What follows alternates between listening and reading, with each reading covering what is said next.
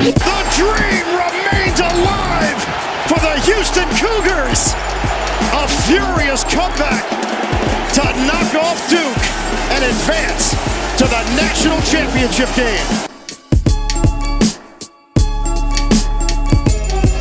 Here is Zion Chris, big hole, open sesame.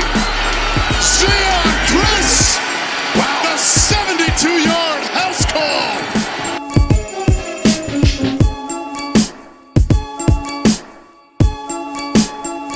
Stick it in your pipe and smoke it, baby. Yes!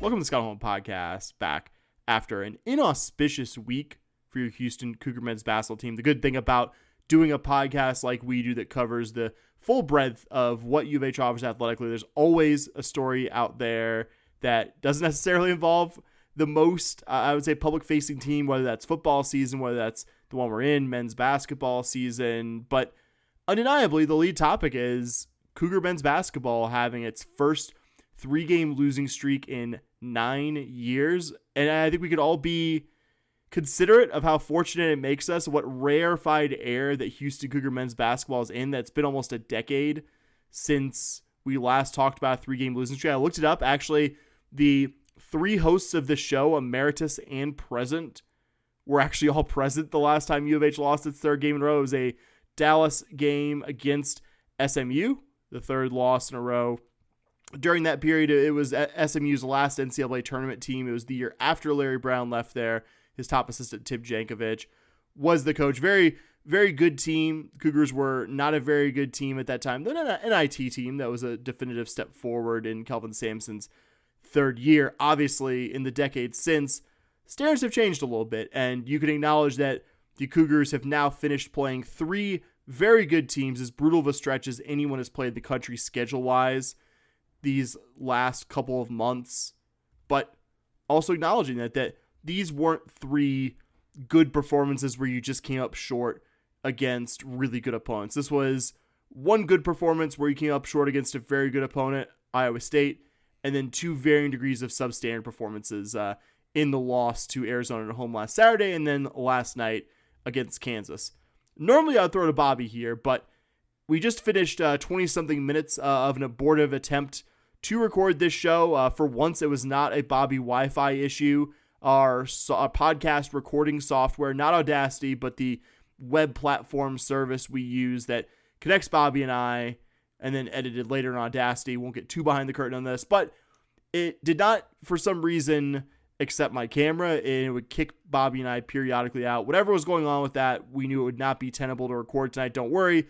You will hear Bobby at some point during this show, but we talked it amongst ourselves, and we figured the easiest way to get a show recorded was to have one host do it solo with another host, maybe having their thoughts edited in later. So that's what we're going to do. Wish Bobby was on for the full freight here because, like me, he put the work in to prep for this episode, but we wanted an episode to come out this week. We figured, given that it's been a while since Cougar men's basketball has been in this spot, we didn't want to just not record an episode this week to seem like we're dodging the topic entirely. And it's an incredible credit to Houston Cougar men's basketball that we're in our 11th season as a show, and we'd have to go back to our 2nd season of existence to find a time where the men's basketball program is in the same situation it's in right now. And we figured our general idea was starting a bit bigger picture. I believe Bobby will have this when I put in his segment here. We're going to talk about one thing that we saw from these last few games that we believed can will be fixed by the time in a few weeks the Cougars will be playing in the NCAA tournament. And then one thing that we believe has revealed itself now to be a terminal, unfixable issue with this year's Houston Cougar men's basketball team. And my one issue that I believe will be resolved is a pretty broad one. I don't believe the defensive struggles we've seen in stretches during these past few games are going to be indicative of how this team looks in March. Yes, the defense has been much less of an issue in this 3-game losing streak than the offense, but let's not also completely let the Cougs off the hook defensively here. The Iowa State game, I would say, was the best defensive effort, the best all-around effort of the 3. But you'll note at the beginning of that game, and certainly in crunch time, the Cougs didn't stop Iowa State from doing basically whatever they wanted offensively in the really critical junctures of that game. And the Arizona game was certainly lost more by an inability to score. But let's not also ignore that the Wildcats had a much easier time scoring the ball inside than we're all used to seeing from Houston Cougar men's basketball. And Kansas, like the Arizona game, much more of an offensive problem, much more of a problem of not being able to score than defending. But from 3 minutes left in the first half to around the under 8 media timeout, you give up 39 points in roughly 16 minutes of basketball. I mean, that's bad defense, even if for the game it was accompanied by much worse offense. And I would say this is a bet that a Kelvin Sampson team won't struggle with defending at the time of the season it matters most. I do believe this year's Cougar team has a ceiling defensively that's a bit lower than maybe some of the truly elite defensive teams in the last 8 years of Kelvin Sampson having NCAA tournament caliber teams here. But we're still talking about a team with a high defensive ceiling in, one that's higher than what we've seen over these past few games. And I believe we'll see it, and I believe that is the big thing that gets fixed. What I don't have an easy time seeing fixed is basically the offense of anyone not named Kingston Flemings or Emmanuel Sharp. This is not to say that the non-Sharp or Flemings players are all going to be bad offensively the rest of the season, not saying that. But I also believe we have enough data to say that there are no players in this team who I trust to make a shot in the crunch time other than Sharp or Flemings. And as we've discovered in these last 3 games, if those two guys themselves are going through serious slumps, I don't know what answers you have here. If you want to differentiate between last year's team and this one, last year's team had some very good players, guys who are still on the roster. But on this current squad, there's nobody I trust to shoot from deep the same way I trusted LJ Cryer to shoot from deep. There's nobody I'd trust to get a bucket down in the low block or within, we'll say, 10 or 11 feet of the basket the same way I trusted J1 Roberts to do that. And again, there are still guys who were very good players in last year's team outside of Cryer and Roberts who are still here, and I wouldn't dare say otherwise, but Cryer and Roberts were centers of gravity when they were on the court. Cryer had to be respected shooting from anywhere, and that opened things up for Uzan, Sharp, and others. Ditto for Roberts, having a similar effect in the paint and the low block. And that's just not something you have this year. And that's why in these 3 games against 3 varying degrees of truly high-end defensive teams, you've been kind of found out.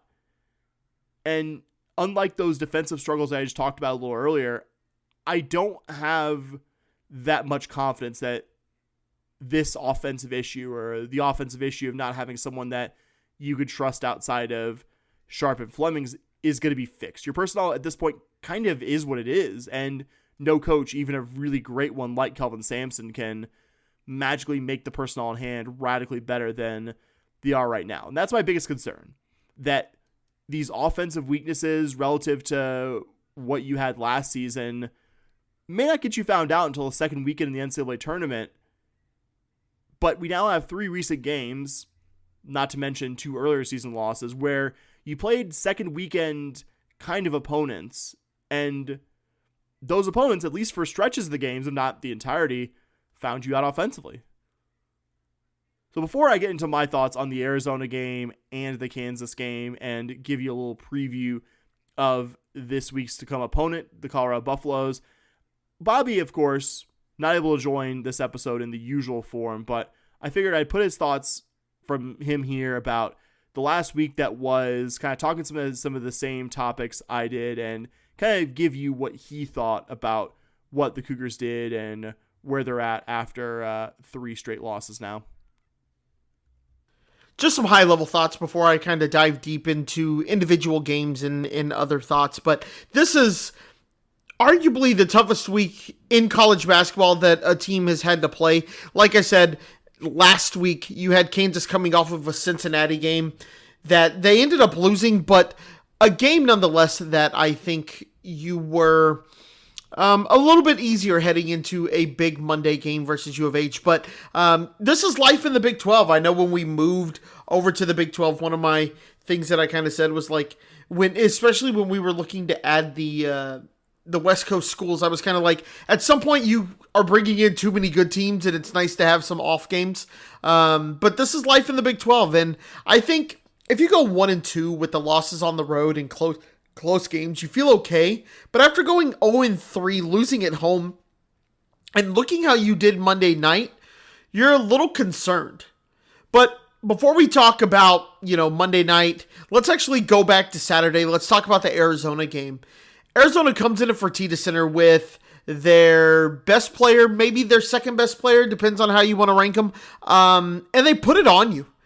You were down 5 at the half, and you never led in that first half. You kind of felt the crowd getting back into it, and at around the 12-minute, 11-second mark of the second half, you took the lead, and you had 50 points. And you did not get your 51st point until there were 4:32 left in the game. So you went roughly 8 minutes without any points. Not a free throw, not a three, not a field goal, nothing. About your win percentage in that game, according to ESPN. Now, look, I know the win percentage isn't a perfect metric by any means, but it absolutely does tell the story of a game. Your win percentage went from 69.9% U of H chance of winning to Arizona at 91.2. Those 8 minutes really determined how this game looked. Your next 4 points after the 12-11 mark were free throws. You didn't get a field goal, so you did not put the ball in the basket while being guarded by a defender until a 3 from Kingston Flemings at the 2:28 mark left in the game. Almost a quarter of the game without a field goal. You went almost 10 minutes. I've said it for most of the season. Who's the dog who goes down and gets this team a fucking basket, guys? That guy's still missing. And to be honest, it looked like it was going to be Kingston for a lot of the season. But I also kind of said that trusting a freshman feels scary there, especially when Sharp and Milos, they both exist. Why are they not those kind of dogs that you are seeing that you just kind of have that Wani Roberts feel, right? Where last year you knew you could lob it into Wani and he'd get you 2, or he'd at least ISO a guy and you'd have a good possession, a quality possession there. So it's a little weird to trust a freshman there, especially Kingston Flemings, who didn't come in as like your number 1 recruit last year. Not saying he was a bad recruit by any means, but you just kind of want those seniors. Those are the guys. That's why you're so excited to have them come back, is because you have, when you need a bucket, you have that experience with Sharp and Milos there. In this game, you got 38 minutes and 9 points for Milos. All 9 come on 3-pointers, 3 assists, and 1 rebound. Now, look, we've been critical of Isaiah Harwell here, but, you break it down on an average basis, right? You kind of extrapolate points, and I know you can't do this perfectly, but in that game, Isaiah Harwell plays 13 minutes. That's a third of what Milos played. You triple his stats and you get 9.6 boards. I don't know what's happening with Milos, but it's starting to become like an actual problem. I don't know if he needs to be more on ball or what's going on, but last year he averaged 11.4 points per game. This year he's at 11, so it feels like it looks like it's the same, but last year he didn't need to be that guy, right? This year you kind of need him to be the guy at some points, and you just haven't gotten that from him so far this year, and it really showed in this Arizona game. I also want to mention you turned the ball over a ton in this game. You had 12 turnovers, which ended up giving Arizona 16 points. That can't happen. That's not something these Cougar teams do a ton, but it's something that happened in that game, and the games where you haven't looked very good, it's something that has shown up. So the Cougs are going to need to clean that up heading into the Big 12 tournament and the NCAA tournament. All right, so now let's talk about the problem that was the Kansas game on Monday night. You shot 32% from the field. Like, I can talk about anything that I want to, but the fact you shot 32% from the field, that tells the entire story. You had one guy on your team, Kingston Fleming, score in double digits. Your 2 seniors went 4 of 17 from the field. And here's the thing. I thought the shots were open. I thought you got a lot of good looks at the basket. And to be honest, sometimes this offense doesn't look very good. But that being said, these guys were moving around, setting picks, and the scheme clearly worked. You were getting open shots. You just couldn't make one. It was crazy to watch It's gotten to a point, especially in this game, where I start questioning, is the rim at the right height? Like, maybe it's a little too tall on one end, or I will, is something going on at the training facility? Like, what is happening where you can't make a shot? It seems like they're coming up short. The bricks are like big bricks this year. It's crazy. You can't shoot 32% from the field. There's very few basketball games you win at that rate. And look, I'll be honest, I thought it was going to be a long night when on the very first play of this game, your senior guard watches his guy run past him for a rebound. Then Emmanuel Sharp fouls him on the putback. You're down 3 right away. Emmanuel's got a foul. Didn't even look like he tried to box out on that play. Just, those are the kind of plays that have been a little confusing this year and things that you don't really see from Kelvin Sampson teams. So Kansas, I wish I had more things I could break down for you or anything like that. There's just not a lot to say besides the fact that, yeah, man, you shot 32% from the field. That's going to cost you in just about every game you can think of. So Sam and I wanted to do a little bit of a project here where we talked about, this team is heading into March and we've had a bad 3-game stretch, but what are some things what is one thing in particular that we think is fixable, and then something that we think can't be fixed in the next 3 games and heading into the Big 12 tournament? And for me, the thing I think is fixable is effort. I mentioned that Emmanuel just let his guy run past him, get the board. You've seen some lazy defensive efforts. They've looked tired, man. And kind of like they're just going through the motions. Like they just need to get through these 3 games. And I don't think Sampson will continue to allow that to happen. That's definitely been a calling card of these teams, is that Kelvin Sampson won't allow his teams to just roll over and die and get out hustled and get out worked. And I think some days off and a couple of tough meetings, a couple of tough film sessions will definitely help with what this team looks like kind of going forward. But then on the other end, what do I think is not fixable? And honestly, it's scoring from the bench.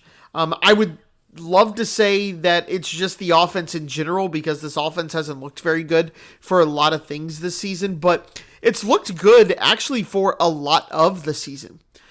Sure, we can say you were a little dependent on Kingston Flemings early on, but I mentioned that they were getting good looks versus Kansas. I don't think it was a lack of creativity or a lack of the offense not getting shots or anything like that. I think they were getting good looks versus Kansas. They just couldn't make a basket. But all that being said, I haven't seen anything that leads me to believe that somebody on the bench, whether that's Isaiah Harwell or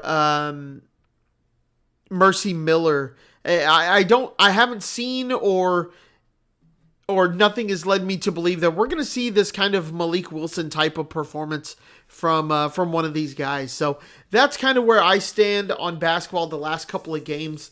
It is nice to realize that you lose 3 games and it feels like the world is the sky is falling and the world is ending, but it doesn't cease to amaze me that this team, come Monday, if they take care of business in the upcoming week, will still probably be ranked in the top 10. At worst, you're probably 8 or 9. You're probably still a 2 seed at this point, and we're acting like the world is ending. So I think a quarterback who played for the Green Bay Packers once said, RELAX, just kind of relax.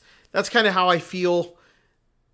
There are reasons to be concerned, and I think I was a little bit on there are things to be concerned about train a little bit before my co-host was, but I definitely think this team still has potential to be a very good tournament team. So I'm not hitting the complete panic button, but going 0-3 in these games and looking how you did is not what you want to from this team. Well, welcome to Golf Corner. I'm going to try to do this even though we are having massive technical issues. But women's golf played and hosted the Chevron Collegiate this week. One of the most stacked fields you'll see. You had number 3, Oregon. You had 5 top 20 schools, 7 top 30 schools. Cougs finished 8th. When you hear that, you're not very excited, but they had the lowest third round, and it tied for the lowest of the week. This team has the potential to go low. You just need to put it all together across 3 rounds. You only lost to one team ranked behind you, but you did beat number 11 in the country, so solid tournament. On the individual side, though, is where I actually got pretty excited. Moa finishes T4. Malin Kim finishes a solo 8th. Now, if that somehow feels like it's not a very big deal, Malin is currently unranked. She beat 21 women who are ranked ahead of her, including current number 1 and defending national title winner, and the number 2 ranked player in the country as well. Moa beat those exact same players. So an absolute banger of a tournament from those two. As far as the rest of the team, you could definitely see some players win out as individuals, and this is trying to get them some collegiate experience. When you host a tournament, it's pretty easy to bring individuals out. So you saw that from a bunch of you saw a bunch of Cougars get to play in this tournament, which is also really exciting. I think this team's still going to be pretty good, and you went out there and you competed against probably the most stacked field in college golf that we've seen at least to this point, and might see the whole year. Appreciate you as always, Bobby. Wish we could have talked in the normal way that we usually talk in this episode, but for various technical snafus. I'm going to lead off with Saturday's home loss to the Arizona Wildcats, a frustrating game because you saw stretches where the Cougs looked for everything, like not playing the best ball early, but they were going to take it over. They were going to find a way to win in the fashion we've become very accustomed to as fans of this program. But now it's hard to come back and, having watched this game now in full, was there in person at the Fertitta Center, come away with any conclusion other than Arizona being the better team and the final score being a pretty fair reflection of that. The most obvious thing you could zoom in on, and I'm sure Bobby talked about it, and I'm sure it's been talked about among Cougar fans to death at this point, but the offensive struggles. You just never really got it going there. You got into a hole early, spent the entire first half trying to claw your way out of it, never led there. Finally take the lead. It's 50-48 at one point. I can tell you from being there in person, the crowd at the Fertitta Center is getting into it. And then the Cougs don't score a point for almost 8 minutes, didn't make a basket for even longer.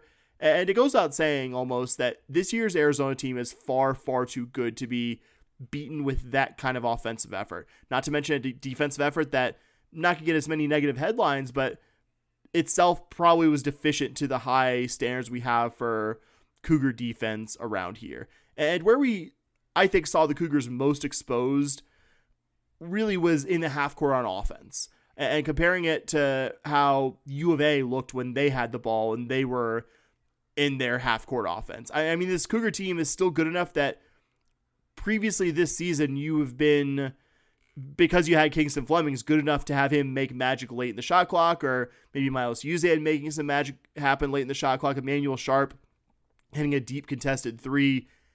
And against Arizona, way more often than not, and certainly during the period of game where Arizona was in it, you just couldn't make anything happen in the half court. It looked like really a collection of individuals. There's still too much standing around. The movement comes, but it's late, and I remember Dustin and I, as we watched this game, were kind of remarking to each other that it was taking so long to get going on offense. There's so many times where it was down to 12 or 13 seconds to go, and you hadn't really done anything other than maybe a handoff or two at the top of the key or dribbling the ball around. And there were times, even when the situation late on, you were screaming, like, you need to shoot early. You're down 8. You're tasting a lead with less than 2 minutes.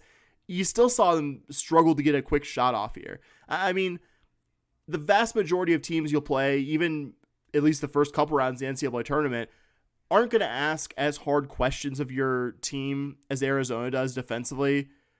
But when your goal is to be one of the last teams standing and ultimately cutting down the nets in early April, these matchups are important tests. And to differing degrees, you failed the test, certainly in terms of being able to score with the needed consistency. And I don't know if the defense was all the way there as well. I mean, this matchup was two teams who are, by definition, UH and Arizona, not very good at shooting the three-pointer. But one of those teams, Arizona, is so good at scoring the ball in different ways that don't involve shooting the three that it really doesn't matter if they take or even make too many shots from deep And Saturday, they didn't really have to do it against you. I saw some crazy stat that I can't remember what the range is, but teams against top 5 opponents who shoot below a certain percentage are like 2-72 against top 5 opponents, in Arizona over that same stretch is 3-0.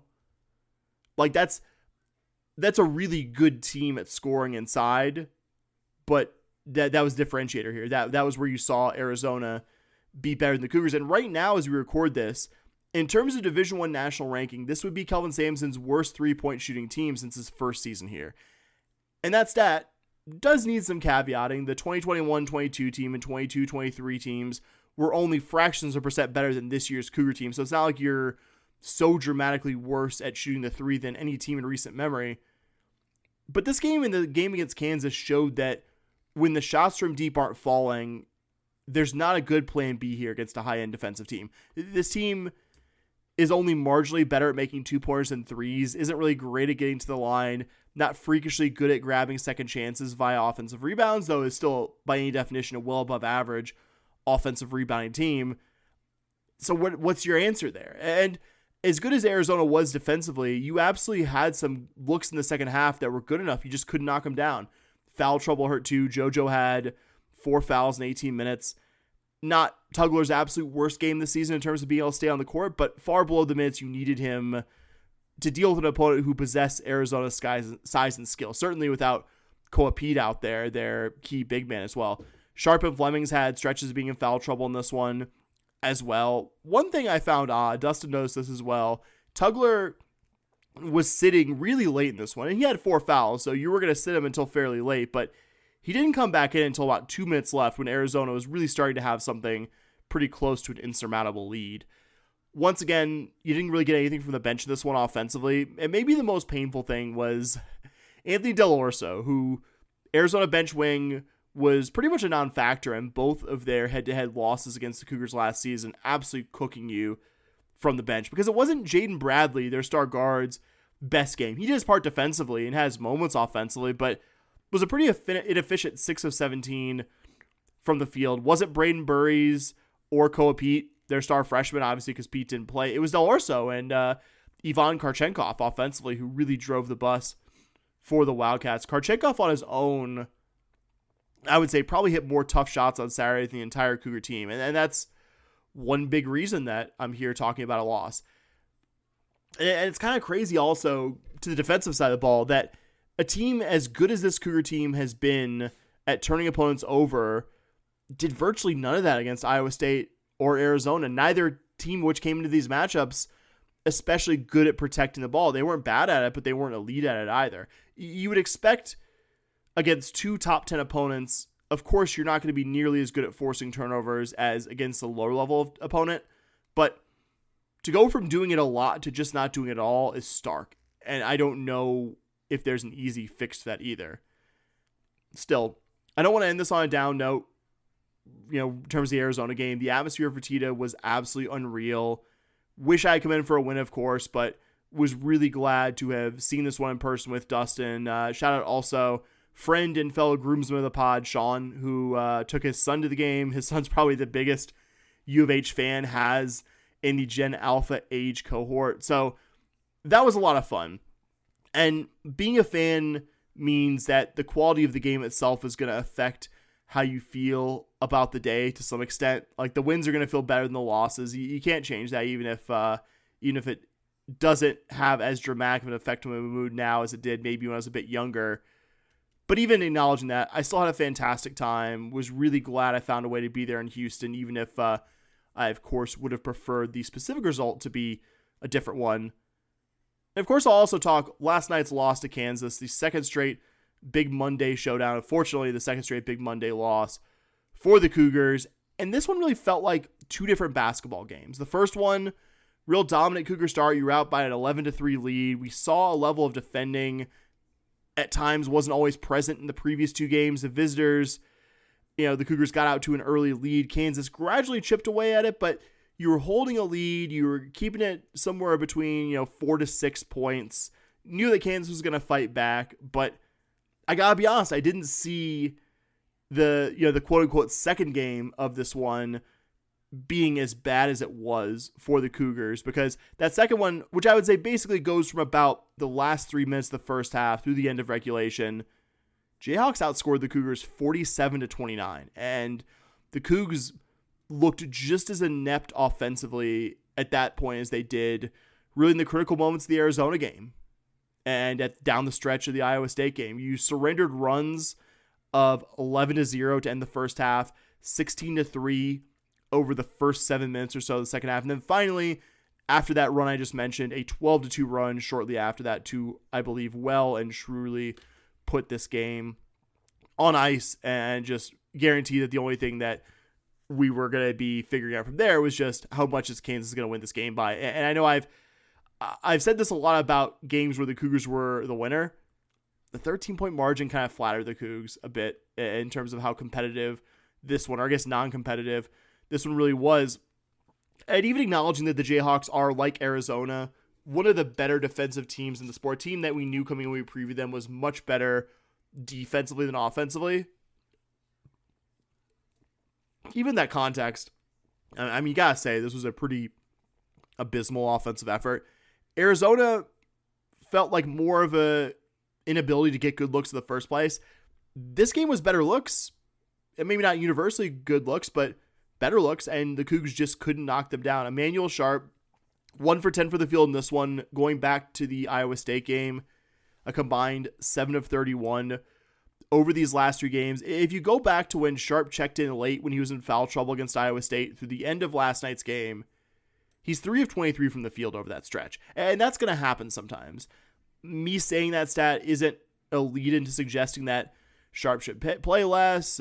Even very, very good shooters like Emmanuel Sharp have cold spells. I think this one is just, unfortunately, coming at a very bad time, and also coinciding with Kingston Flemings, who I believe, I'm not quoting the stat exactly here, he was shooting like 52% from the field, and then these last, I think it's 5 games, has been shooting 32% from the field. Like, it doesn't mean those two guys can't or won't get things figured out. It's just a big part of why you are where you are right now, staring at a 3-game losing streak, something, again, we've all mercifully fallen out of the habit of dealing with. Better teams will expose that from you more than the worst competition, but I do believe this is a combination of both a brutal schedule stretch and just right now, your key guys cannot buy a basket. They're really struggling to shoot it. And Kansas is a very good team. That we lost this game, that we lost these 3 games. Like, there are scenarios, there are hypotheticals where you lose all 3 of these games, and I come on here and I'm genuinely trying to make a case that, hey, it's not time for panic. Like, this team will get it figured out. Like, this is just, you came up a little bit short against 3 very good opponents, and it's just a matter of you got a little unlucky versus anything. I could apply that to the Iowa State game. I don't think I could these next 2. I don't think I could in good conscience look at the Arizona game, look at the Kansas game, and not say that you saw some pretty concerning things out of those. Like, not that I'm completely off the bandwagon, not that I'm doing ridiculous stuff like saying this team isn't very good, like I've seen some of our fans do online after this one. But you can't go the opposite direction. You can't just dismiss them, like, oh, everything's fine. Like, you played pretty poorly. You were decidedly second best in both those games. I don't think I'm being unfair to the guys. I don't think I'm being unfair to the team at large in saying that. Like I said, there's a hypothetical scenario where you lose all 3 of these games, and genuinely, I'm coming on here and I don't think anyone should change their priors. But, I mean, these 2 games were not that. I mean, I would say if you want to grade it, Iowa State's probably an A minus effort kind of game. B+ if you're a truly hard grader. Arizona, maybe more of a C minus effort. And I don't know if I would give a passing grade or a passing grade above like a D or a D minus to this Kansas performance. Doesn't mean this team can't or won't improve. I think the best odds are this team does improve, but that's why I'm ringing at least some alarm bells. Historically, this Cougar men's basketball program is so good at bouncing back off losses, and that did really look to be the case in these 2 most recent games and during this 3-game losing streak. And I think that's the big concern. There's time to change it. And I'm glad Kelvin Sampson is saying the things he's saying from the media that, hey, I'm not panicking, that we'll get this figured out. Because I'm sure he's tough in that room right now, but I think it's good. It's good that he's not coming out there and attacking guys. It's good that they're getting some rest, because at this point, it's got to be, you got to flush this in the rest of the season. Doesn't mean there won't be, I think, some real critical words said. There won't be some tough practices between now and the remaining regular season games that we have. But yeah, I think if you're in the building, it needs to be a not panicking thing if you're in that building, but also I think just a sober realization that you didn't play to the standard of basketball these past few games. One game to preview for the week to come. The Cougars will get a mini break from a brutal slate and will not be back in action until Saturday late morning. The Cougars will host the Colorado Buffaloes for the first time since that program joined the Big 12 prior to last season. And the Buffs are a decent amount better than they were last season, as that team finished dead last in the 24-25 Big 12 standings, but probably not a team capable of pulling the road upset here. And I don't believe I'm being unfair to them in saying that. If this was a game in Boulder, not going to lie, off a 3-game losing streak, I'd be doing a real-life version of that Jordan Peele gif where he's sweating profusely. Thankfully, those will be in Houston, and Colorado has been a noticeably worse team on the road, though they did have a recent OT loss at BYU. This will be a nice break for the Cougs. For the first time since the K-State game a couple weekends ago, you're not facing an opponent that profiles as one of the best in the country defensively. Colorado's a good offensive team, and we'll get to that, but outside the top 100 nationally, both in defensive efficiency and basically every quantifiable defensive category. And what gives me the most heartburn about this Colorado team is the size and skill they have. It's not just that they have 4 starters or rotation guys listed 6'9" or taller. It's that all 4 of those guys just mentioned have at least some offensive skill and are a big part of Colorado's offense. And again, I don't need to tell any Cougar fans listening that U of H has had its issues keeping its big men on the court and not in foul trouble. So that's something to watch here. Probably the guy to watch out of that group of 4 is Sebastian Rancic, who is a true, or maybe Rancic? Sebastian Rancic, who is a true 3-point shooting threat. If I had to guess, he'll get a lot of Chris Sinak Jr. matchups in this one defensively. Also, not a big man, but wanted to mention Barrington Hargress, transferred in from UC Riverside before the season. Definitely a guy worthy of making the jump up in competition, an efficient scorer and one of the better 3-point shooters in the country, though not a huge volume 3-point shooter. Yeah, bottom line, one that the Cougars should win, a good bounce back game at home, but also a better team than they were expected to do in the preseason, and not a team bad enough that if the Cougars really do come out and look every bit as bad as they have these past few games and don't look a good bit better, I think it's one the Cougars could win, but it's one that Colorado might be able to make stressful, even though I do believe this will be a low double-digit Cougar win when it's all said and done. So as we planned when Bobby and I were expecting to record a podcast normally, we're a bit tight on time, but wanted to at least mention quickly before we got to the non-men's basketball topics, make Cougar fans also aware and set the table for recapping both events next week, that 2 different Cougar teams will be competing in their Big 12 championships in this week to come. The one that's happening actually right now, Cougar Swimming and Diving will be in Greensboro for the Big 12 Swim and Dive Championships. Started today, as I just said, will run through Saturday. Worth a reminder, the Cougs finished in 3rd place last year behind only the 2 Arizona schools and 2nd in the program's first season competing in the Big 12 2 years ago. Both a chance for the Cougs to try to compete for the team title, though probably shooting more for the top 3 and 4, and also for your swim and dive athletes to have one more chance to try to put their best times out there and qualify for the postseason championships. Cougar Track and Field, the other championship, will also be in Lubbock for the Big 12 Indoor Championships this Friday and Saturday. I would expect the host Red Raiders to be a major favorite, but as we've talked about now a couple times this season, I would say this is one of the more exciting recent indoor seasons with a number of standout athletes and a number of very exciting different events. And as excited as I am for next month's NCAA Indoors, which several Cougars are in position to qualify for as we record tonight, I'm also excited to see how many of these standout athletes are capable of competing against an always salty slate of Big 12 opposing athletes. So we will check in on how those championships went for those Cougar teams. the next time Bobby and I are here and recording. But we'll return to the diamond for our next sport, talk a little Cougar softball. We're going to talk both bat and ball sports currently in season tonight, but we'll lead with the one that had the better weekend. Your Houston Cougar softball team, as just said, which went 3-2 in its first weekend playing away from home this season. For me, the biggest takeaway, though there are multiple in this longer list, is that Nevaeh Brown has really separated herself from the pack as your go-to pitcher. Through 3 weeks of the season, she already has thrown 11 more innings than she did the entirety of her freshman season, has been super effective recently.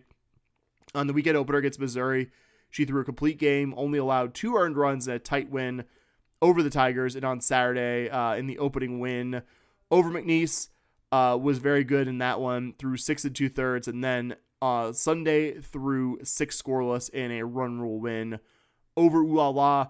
You still have pitching staff questions outside of Nevaeh Brown, but I don't believe Bobby or I took it as a given that there would be a pitcher who would at any point this season, beyond maybe the opening weekend against outmatched opponents, pitches well for any extended period the way Nevaeh Brown has. A lot of season left, but I believe we've seen enough of Brown against quality opponents to think that there might be something there, which is my biggest positive takeaway from this one.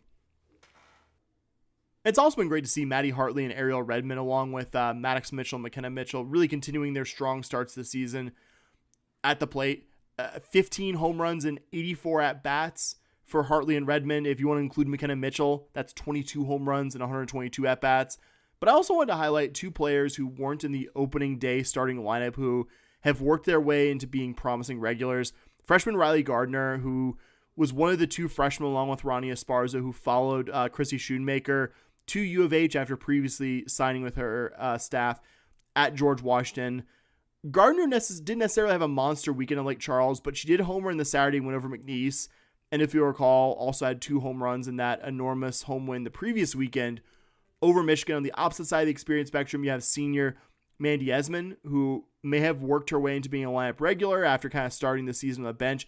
Had a huge performance in that opener win over Missouri. She had 3 RBIs, 2 hits, a triple, and a home run. Esmond also has experience playing multiple infield positions. She's played second and short historically, but I believe played first most recently this weekend. So that's, I think, an athlete who's a really exciting one to watch. Feel really good about going 3-2. I believe I said when I previewed it that any winning record would be an exciting one. You got another power conference win, and then you also beat 2 pretty good historic mid-majors, McNeese and Ooh La La, away from home. I don't think Mizzou, McNeese, or Ooh La La will be season-defining wins, but last year's team didn't beat McNeese or Ooh La La in their head-to-heads, and I'm not sure for their entire non-conference had a pair of wins as good as the Mizzou and Michigan ones look right now in this current season. Again, the pitching outside of Nevaeh Brown is still a big question. Clearly, she's able to take on more innings as a sophomore and should be a really, really exciting pitcher if she sticks around and keeps stacking good performances. But it would raise the ceiling of this team so much if you had 1 or 2 other pitchers who maybe not Nevaeh Brown's level, but maybe you could count on to put up scoreless frames more than anyone so far has shown you on the staff. But still, a lot to be excited about. Certainly a lot more to be excited about with this squad under Chrissy Schoonmaker than at any point what we saw from Cougar softball here in the past few seasons.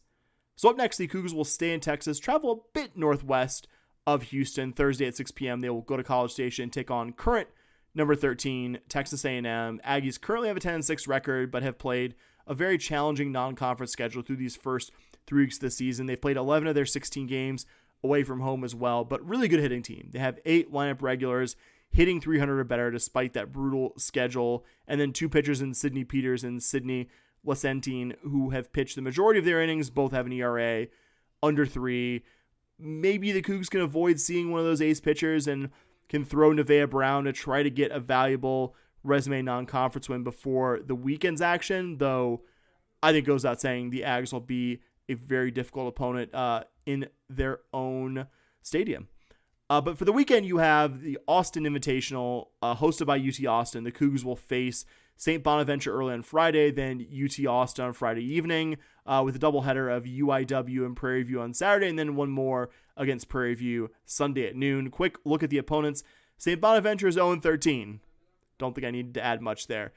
UT Austin will be an interesting one because UH pitching coach Nairi White will face her father in a Division I game for the first time, at least as coaches. I can't remember if her Stanford... Actually, now that I think about it, her Stanford team probably did face Oregon when Mike Way was the head coach there. But the Horns just won their 12th straight game. They ruled a bona fide top 25 team in Arizona over the weekend, so needless to say, that one will be very, very challenging. UIW, you saw them back in your second home non-conference multi-team event, which the Cougars won 7-0.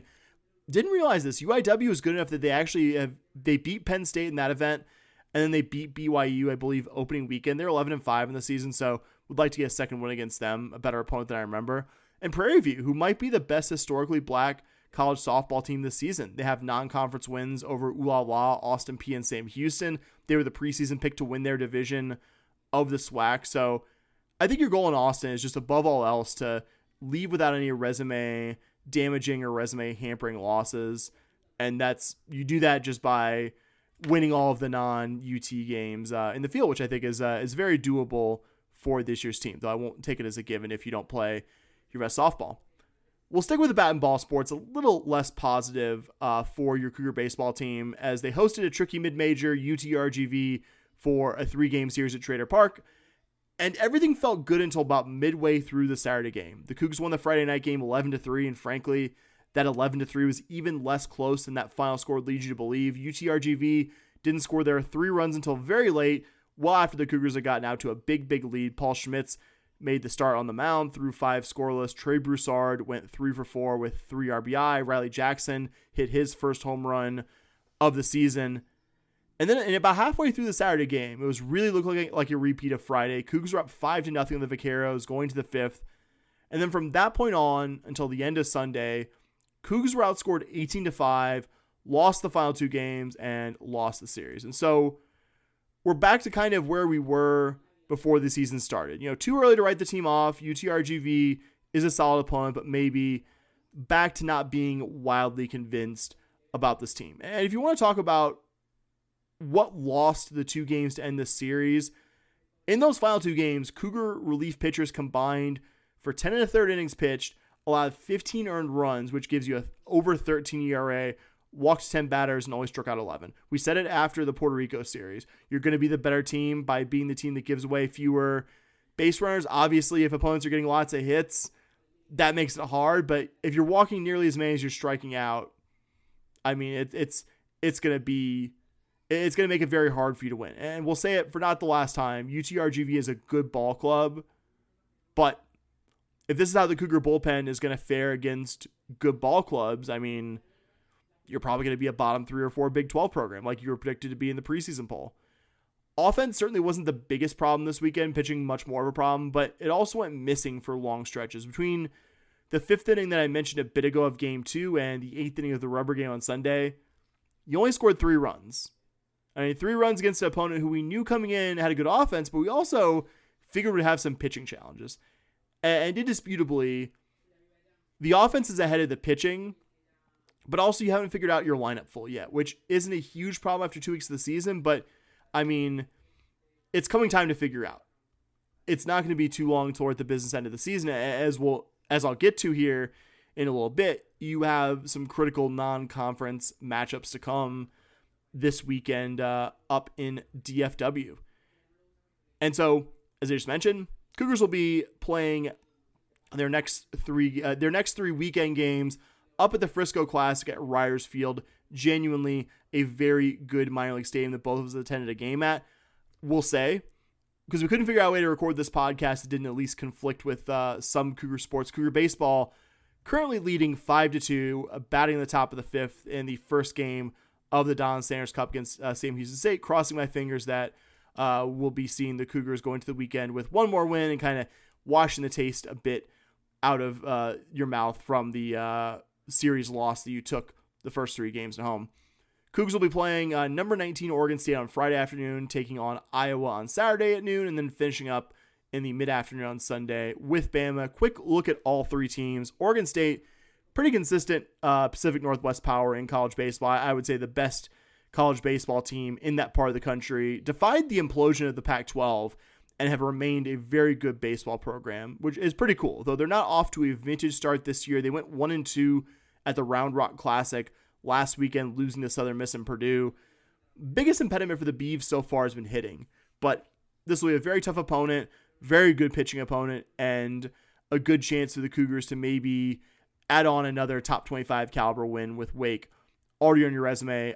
Iowa is 4-2 in the season so far, are coming off a solid road series win at FAU last weekend in Boca Raton, and Bama is 7-1, but they've only played 2 home series against Wazoo and URI, lost 1 to Wazoo, so not unfair to say that they are probably the least battle-tested of the 3 teams that the Cougars will be seeing in Frisco.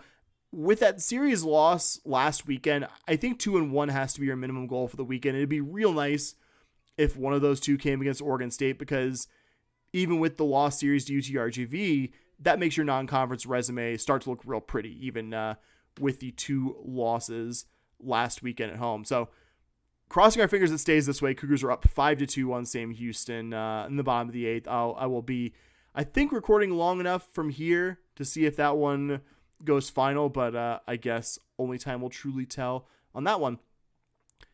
So up next, we will talk about a team about to start Big 12 play, and we'll do that as we return to Cougar Tennis Corner. We sound like go!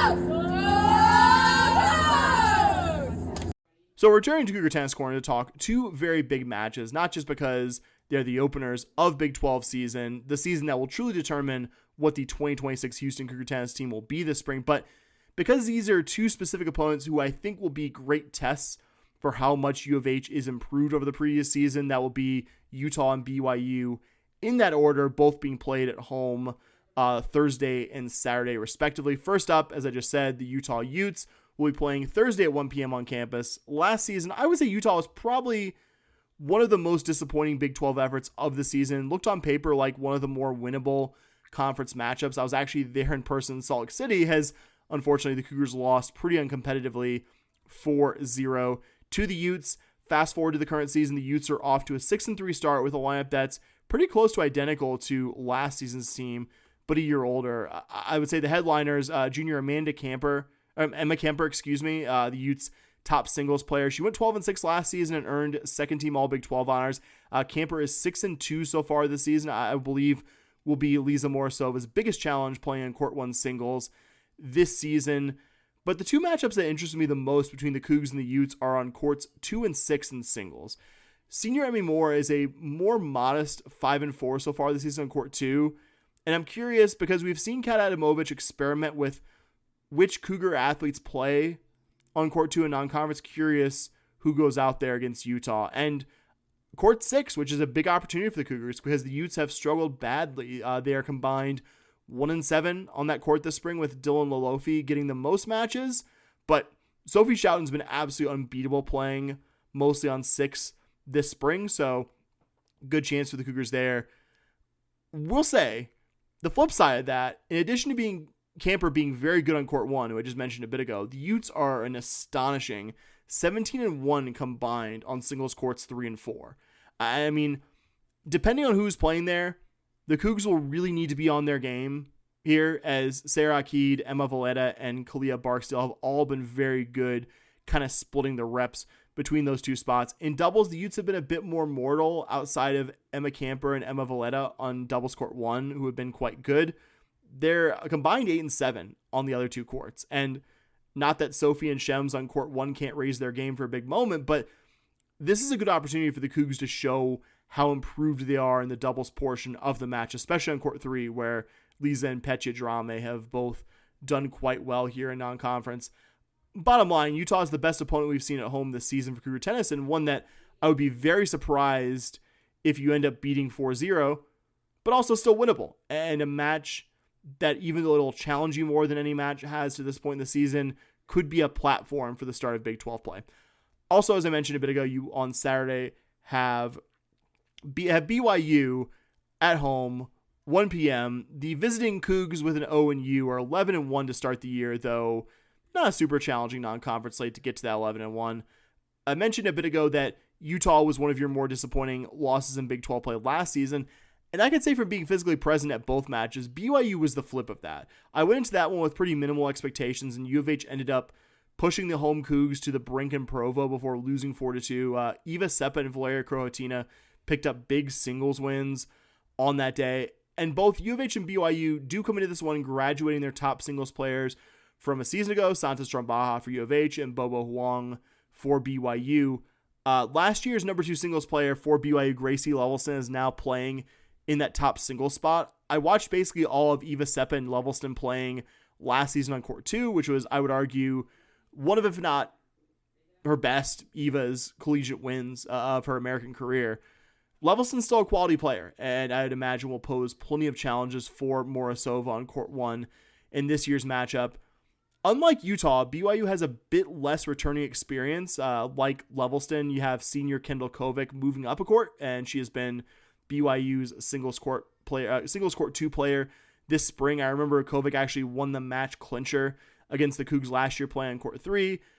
Like the Utah match, I'll be curious to see if Kat goes for the freshman Lexi Lavinia Puyach here or the more experienced Chems Dohazgluli for that court 2 matchup. We'll also mention they have 3 pretty strong freshmen, Sage Burgesson, Karina Mohammed, and Bella Lewis. They've played a bunch of the lower singles courts, and maybe this is where you'd hope to see U of H's age and experience show up on those lower courts.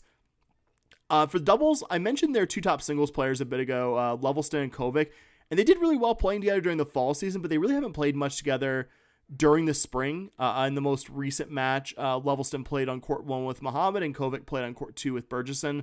U of H has had a bit more stability with its doubles pairings this season, so I'll be curious to see if that translates into the Cougars taking the opening point on Saturday. We'll just say, would encourage Cougar fans who are expecting to be out there on Saturday watching the men's basketball game. This one's going to be starting right after the game at Fertitta goes final. It's supposed to be sunny and not crazy hot on Saturday. Get out. Get out there, avoid the post-game traffic jam, and watch this Cougar team compete their butts off in a critical Big 12 home match on Saturday. And our final topic, we will get back to Cougar women's basketball. We haven't talked about it much on here because we've been just absolutely slammed with topics. And also just a combination of being absolutely slammed with topics and the Cougars not winning any games since we last talked about them, which I believe was following their home win over Cincy.